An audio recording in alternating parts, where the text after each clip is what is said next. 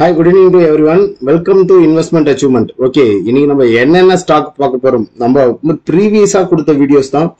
இதுல வந்து ஃபர்ஸ்ட் வந்து ஃபினோலெக்ஸ் இண்டஸ்ட்ரீஸ் எடுத்துக்கலாம். இது எல்லாமே ஒரு பொசிஷன் வைஸ்ல ஒரு 2-3 மந்த் ஹோல்ட் பண்ணீங்கன்னா டீசென்ட் ரிட்டர்ன்ஸ் கிடைக்கும் அப்படின்றத டிக்ளேர் பண்ணலாம். ஓகே, ஃபினோலெக்ஸ் இண்டஸ்ட்ரீஸ் நம்ம வந்து ஒரு ரீல்ஸ்ல கொடுத்துருக்கோம். ரீல்ஸ்ல என்ன கொடுத்தோம், இது ஒரு கப் வந்திருக்குங்க, ஒரு ஹேண்டில் வந்திருக்குங்க அப்படின்னு சொல்லியிருந்தோம். அந்த கப் அண்ட் ஹேண்டில் கிளீனா ஒரு கப்பு ஒரு ஹேண்டில் ஃபார்மேஷன் வந்திருக்கு. இந்த லெவலுக்கு மேல ஒரு 250க்கு மேல போச்சுன்னா மார்க்கெட் நல்ல ஒரு புல்லிஷ்ல போகும் அப்படின்னு சொல்லியிருந்தோம். இந்த இடத்துல பிரேக்கும் வந்திருக்கு. இது நம்ம எப்படி ரிசர்ச் பண்ணலாம், எப்படி புரிஞ்சுக்கலாம், டுவர்ட்ஸ் மார்க்கெட் எவ்வளவு தூரம் மேல போகிறதுக்கு வாய்ப்புகள் இருக்கு. நம்ம எப்பவுமே சொல்லுவோம், மார்க்கெட்டை வந்து டிசிப்ளினா லேர்ன் பண்ணிட்டு ஏர்ன் பண்ணுங்க அப்படின்ட்டு. நிறைய நண்பர்கள் டார்கெட் எவ்வளோன்றீங்க. அந்த டார்கெட் போலன்னா உடனே வந்து டார்கெட் போல நான் ஸ்டாப் லாஸ் வச்சு வெளியே வந்துடலாமா, என்ன பண்ணலாம், இப்படி வந்து மாத்தி முடிவு எடுத்தீங்கன்னா இந்த மார்க்கெட்ல உங்களால ஏர்னிங்ஸை ஏர்ன் பண்ண முடியாது அப்படின்றது தான் சொல்லலாம். லேர்ன் அண்ட் தென் ஏர்ன் அப்படின்றது தான் நம்ம சொல்ல முடியும். ஓகே, இப்போ வந்து இந்த ஸ்ட்ரக்சர் என்ன நடந்திருக்கு, மார்க்கெட் வந்து என்ன நடந்திருக்கு, அப்போ கிளீனா வந்து ஒரு ப்ரீவியஸ் ஐக்கு மேல பிரேக் வந்து கிளீனா ஒரு ரீடெஸ்ட் வந்திருக்கு.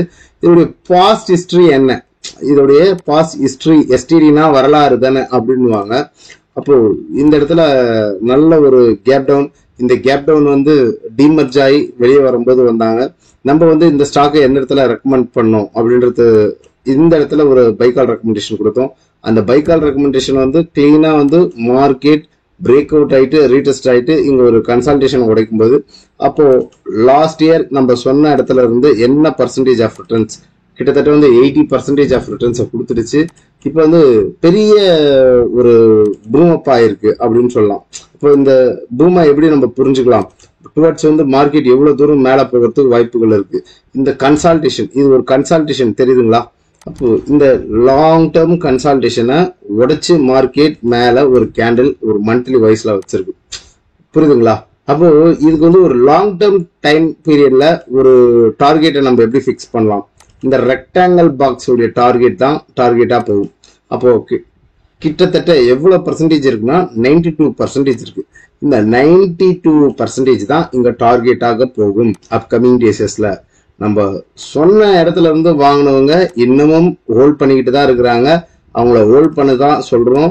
இப்போ ஃபர்தரா நம்ம சொன்ன இடத்துல இருந்து வாங்கினவங்களுக்கு அரௌண்ட் ஒரு 130% ஆஃப் ரிட்டர்ன்ஸ் கிடைக்கிறதுக்கு வாய்ப்புகள் இருக்கு.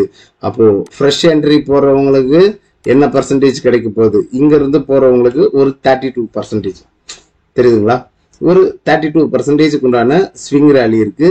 நம்ம ரீல்ஸ் பார்த்து வாங்கினவங்களுக்கு ஒரு 48% ஆஃப் ஸ்விங் ரேலி இருக்கு. இதுக்குள்ளான ஸ்டாப் லாஸ் இல்லாம எந்த ஸ்டாக்லயுமே ட்ரேட் பண்ணாதீங்க.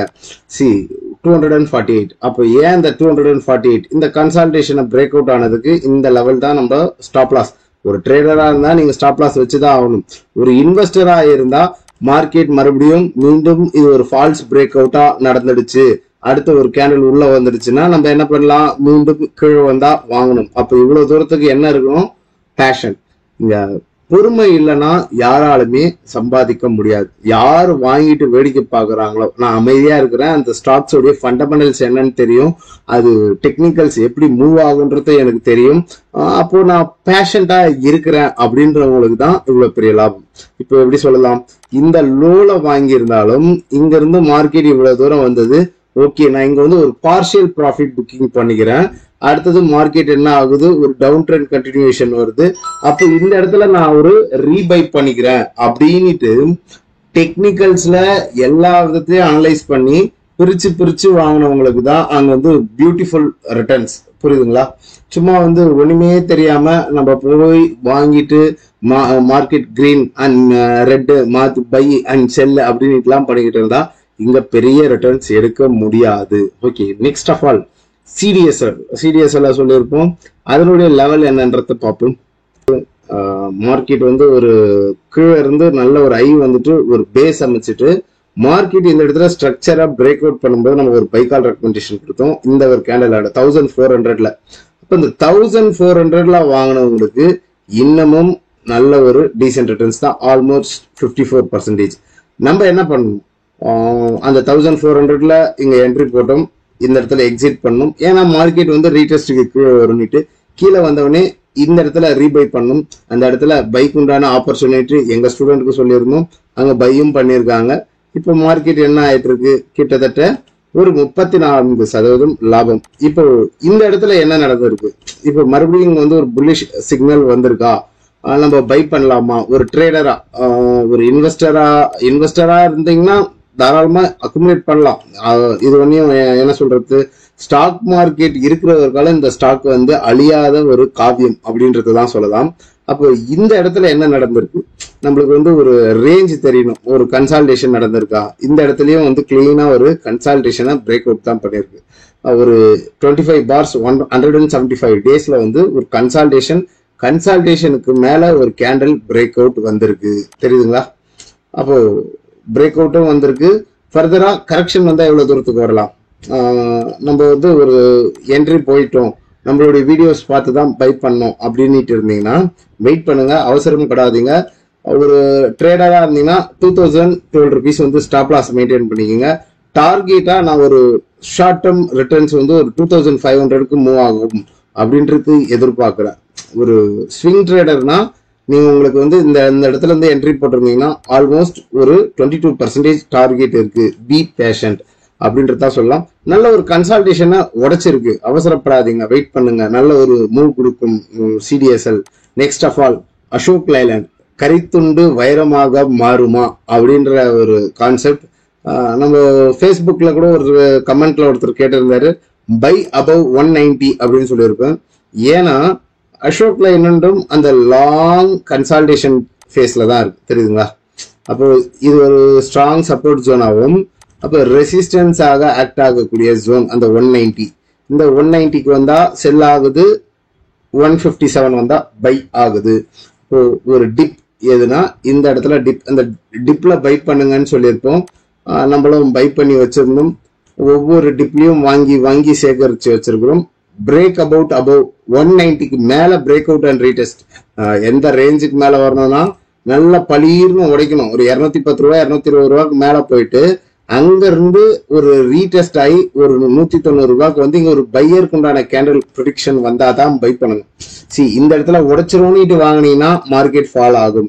இந்த இடத்துல பாருங்க, உடைச்சிடுவோன்னு வாங்கினவங்களுக்கு கீழே அரைக்கும். இந்த இடத்துல உடைச்சிடுற மாதிரி போச்சு, கீழே வந்துடுச்சு. அப்போ இந்த இடத்துல வந்து ஸ்ட்ராங் செல்லர் ஜோன். என்னது செல்லர் ஜோன்?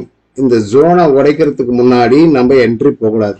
ஆஸ் யூ ட்ரேடரா இருந்தா, இன்வெஸ்டரா இருந்தா ஒவ்வொரு டிப்லயும் இங்க வாங்கிருக்கலாம், இந்த ஒரு டிப்பு வரும்போது வாங்கலாம், இங்க ஒரு டிப்பு வரும்போது எப்ப லோல கிடைக்குதோ அப்பதான் வாங்கணும். இன்வெஸ்டருக்கு வந்து சீப்பர் பிரைஸ்ல வாங்கினாதான் நல்ல ரிட்டர்ன்ஸ் எடுக்கும். ஏன்னா லாங் டேர்ம் நம்ம வந்து பொறுமை காத்துக்கிட்டு வெயிட் பண்ணிட்டு இருக்கிறோம் இல்லைங்களா? அப்ப நம்மளுக்கு என்ன வேணும்னா சீப்பர் பிரைஸ்ல வாங்கணும். நான் இன்வெஸ்டர்னிட்டு இங்க போய் வாங்கிட்டு இவ்வளவு காலம் டைம் அரைச்சுக்கிட்டு இருந்துச்சுன்னா அது வேஸ்ட். அதுக்கப்புறமேட்டுக்கா உடச்சி ரீடெஸ்ட் ஆகிட்டு அது மேல போறதுக்கு என்ன சொல்றது, இன்ஃபிளேஷனை பீட் பண்ற மாதிரி ரிட்டர்ன்ஸ் எடுக்க முடியாது. அப்ப இன்ஃபிளேஷனை பீட் பண்ற மாதிரி ரிட்டர்ன்ஸ் எங்க எடுக்க முடியும்? இந்த லோல வாங்கும்போது. இந்த லோல வாங்கும்போது அந்த லோ யார் ஃபைண்ட் அவுட் பண்ணி கொடுப்பாங்க? நம்மளுக்கு அந்த டெக்னிக்கல்ஸ்ன்ற நாலேஜஸ் இல்லைன்னா அதை ஃபைண்ட் பண்றது ரொம்பவும் கஷ்டம் அப்படின்றது தான் சொல்லலாம். ஹோல்டு யாருன்னா பை பண்ணணும்னு நினைச்சீங்கன்னா பை அபவ் 190 இந்த ரேஞ்சுக்கு மேல உடைத்தால் பை பண்ணுங்க. ஸ்ட்ராங் மொமெண்டம் கிரியேட் ஆகும். அந்த மொமெண்டம் வந்து அரௌண்ட் ஒரு 230 இல்ல 225க்கு மூவ் ஆகும். அப்போ நம்ம ஒரு ட்ரேடரா பிரேக் அவுட் ஆகி ரீடெஸ்ட் ஆகும்போது எடுத்தீங்கன்னா ஒரு 18% ஸ்விங் ட்ரேட் எடுக்கலாம். அதுக்கு முன்னாடி வந்து என்ட்ரி போகாதீங்க அப்படின்றது தான் நம்ம சொல்லுவோம். Break out and retest confirmation ட்ரேடுக்கு ட்ரை பண்ணுங்க அப்படின்றது தான் சொல்லலாம். Next IDFC first bank. IDFC bank வாங்கறதுக்கு ஐடிஎஃப்சி லிமிடெட வாங்கினா நம்மளுக்கு வந்து ஒரு நல்ல ஒரு ஆர்டி பர்ச்சர் அப்படின்றாங்க. அப்போ ஐடிஎஃப்சி லிமிடெட பார்ப்போம். ஐடிஎஃப்சி லிமிடெட்ல இன்வெஸ்ட் பண்ண போறீங்களா, பேங்க்ல இன்வெஸ்ட் பண்ண போறீங்களா அப்படின்றத நீங்க தான் முடிவு எடுத்துக்கணும். இப்போ வந்து ஐடிஎஃப்சி லிமிடெட் என்ன நடந்திருக்கு, நம்ம ஐடிஎஃப்சி பேங்க் சொல்லும் போது ஐடிஎஃப்சி லிமிடெட் வந்து 107. அப்போ அந்த 107ன்றது வந்து ஒரு பாட்டம் அவுட், தெரியுதுங்களா? மார்க்கெட் வந்து கீழே இருந்து மேல போயிட்டு ஒரு லோ, மறுபடியும் மேல போயிட்டு ஒரு லோ. அப்போ நம்ம ஒரு லாஸ்ட் வீடியோல சொல்லியிருப்போம் ஹரிசாண்டல் சப்போர்ட்னா என்ன அப்படின்ட்டு. அப்ப இந்த ஹரிசாண்டல் சப்போர்ட்டுக்கு வந்து சப்போர்ட் எடுத்துட்டா எக்ஸாக்டா வந்து அந்த ஹரிசாண்டல் சப்போர்ட் தான் சப்போர்ட் எடுத்தது. அப்போ இந்த ரேஞ்சுக்குள்ளார என்ன நடக்குது, ஒரு கன்சால்டேஷன் தான் நடக்குது, தெரியுதுங்களா? அப்ப இந்த லோல பை பண்ணியிருந்தீங்கன்னா இந்த ஐல போய் ப்ராஃபிட் புக் பண்ணலாம். இப்போ வந்து இந்த ஐடியா உடைச்சதுன்னா மார்க்கெட் வந்து பெரிய ஒரு ரிவர்சலுக்கு கொடுக்கறதுக்கு ரெடியாக இருக்கிறது.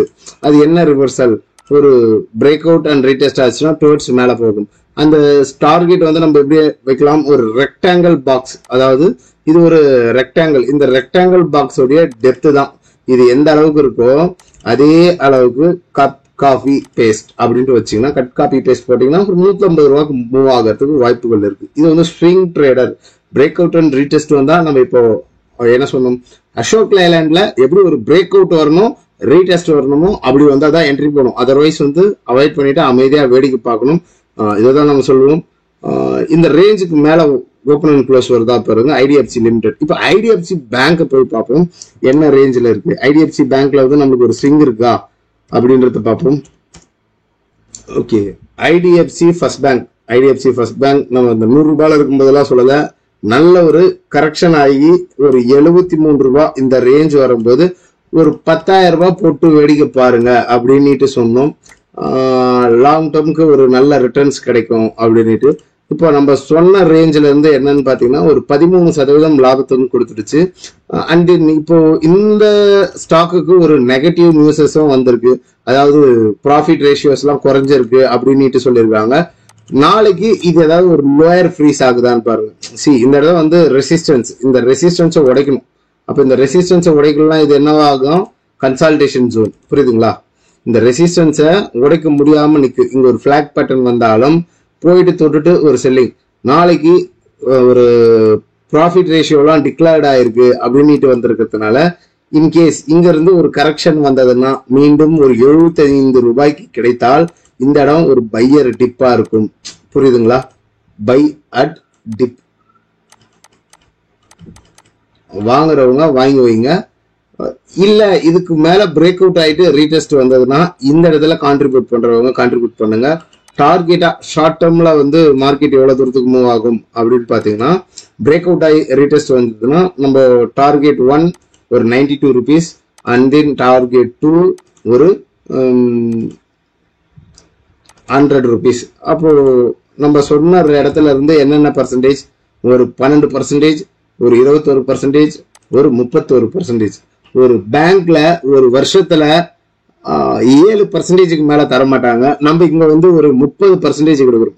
அந்த பர்சன்டேஜ் ஆஃப் ரிட்டர்ன்ஸுக்கு என்ன கால்குலேஷன்றது பேங்க்ல பிக்சட் டெபாசிட்ல வச்சு அதுல ஒரு வருஷம் காத்திருந்து 7% வட்டிக்கு வாங்கினவங்களுக்கு தான் இந்த 30%, 25%, 10%க்கும் உண்டான அர்த்தங்கள் தெரியும், எவ்வளவு பெரிய ரிட்டர்ன்ஸ் அதுன்றது.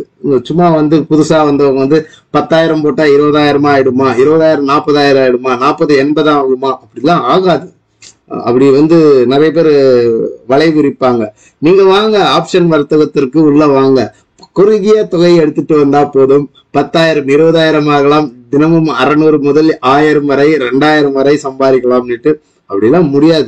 அப்படிலாம் சம்பாதிக்க தெரிஞ்சா சம்பாதிக்க முடிஞ்சா நாங்க ஏங்க இப்படி வந்து கூப்பாடு போட்டுட்டு இருக்கிறோம். இதுதான் நிதர்சனமான உண்மை.